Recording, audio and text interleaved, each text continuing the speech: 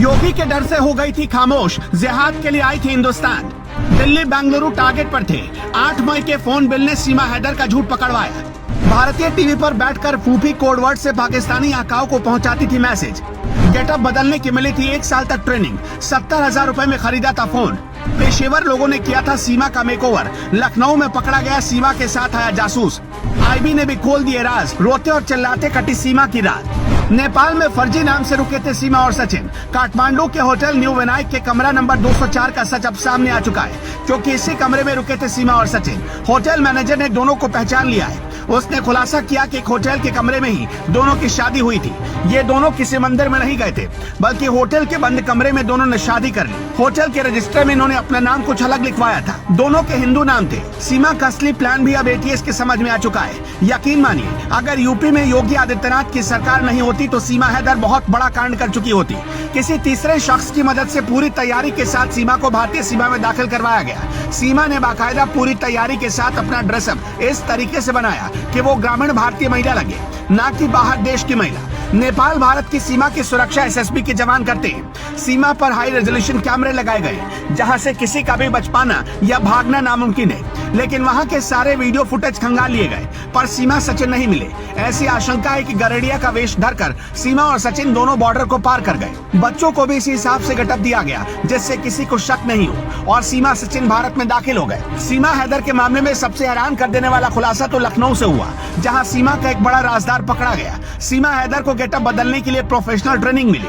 सीमा हैदर के लुक को किसी गांव और देहात की महिला की तरह दिखाने की खातिर स्पेशलिस्ट लोगों को तैनात किया गया। सीमा हैदर को दुबई में कैसा लुक रखना था, नेपाल में कैसे रहना था, और कैसे वेश में भारत नेपाल सीमा से पार करके भारत में दाखिल होना था, इसके लिए प्रोफेशनल लोगों को रखा गया। सीमा को साड़ी पहनना सिखाया गया। हिंदू बनकर सिंदूर कैसे लगाना है ये भी बताया गया। मीडिया सोर्स दावा कर रहे हैं कि सीमा को हर मौके पर कैसे गेटअप बदलना है, इसके लिए बाकायदा 1 साल तक ट्रेनिंग मिली। सीमा को दुबई कब पहुंचना है, दुबई से नेपाल कब जाना है, ये भी पहले से तय था। भारत आने से पहले सीमा ने 70,000 पाकिस्तानी रुपए में एक मोबाइल खरीदी थी। जरा सोच कर देखिए, गरीब महिला के पास ये फोन कहां से आए। यूपी एटीएस के अधिकारी ने सीमा हैदर से ये भी पूछा कि क्या तुम कोई कोडवर्ड का इस्तेमाल करती थी। पूछताछ में एटीएस ने सीमा हैदर से जब पूछा कि क्या उसने कभी फूफी या फल जैसे कोडवर्ड का इस्तेमाल किया था।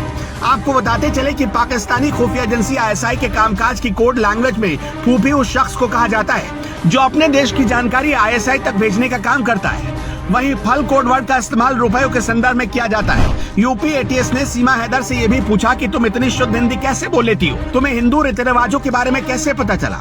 सीमा हैदर के पास से 8 मई का मोबाइल फोन का बिल मिला, और 8 मई को ही सीमा का पासपोर्ट जारी हुआ था, और इसके ठीक 2 दिन बाद यानी 10 मई को उसने पाकिस्तान छोड़ दिया। भारतीय खुफिया एजेंसियां और जांच एजेंसियों की जांच के दायरे में अब ऐसे एजेंट भी हैं जो इस तरीके की खास तैयारी करवाते हैं। भारत में अवैध तरीके से लोगों को घुसवाने में मदद करते हैं। खुफिया सूत्रों के मुताबिक भारत नेपाल सीमा पर 13 मई को सीमा हैदर और सचिन के भारत में एंट्री के दावों की सच्चाई की पड़ताल की जा रही है, और वही सबसे बड़ा राज खोलेगा। उधर यूपी एटीएस ने सीमा को ऐसे ही हिरासत में नहीं लिया, बल्कि उसके पास पुख्ता सबूत है। बल्कि सीमा को हिरासत में लेने से पहले लखनऊ से आईएसआई के लिए जासूसी करने के आरोप में 2 लोगों को गिरफ्तार किया गया। टीम ने पहले उत्तर प्रदेश के गोंडा के रईस को, फिर मुंबई के अरमान को पकड़ा। दोनों पर आरोप है कि ये लोग भारत की खुफिया जानकारियां पाकिस्तानी हैंडलर्स को पहुंचाते थे। कहा जा रहा है कि उनसे भी पूछताछ में कुछ अहम सुराग मिले। एक जानकारी और सामने आ रही है कि सीमा हैदर 10 मार्च को नहीं, बल्कि मई के महीने में नेपाल पहुंची थी।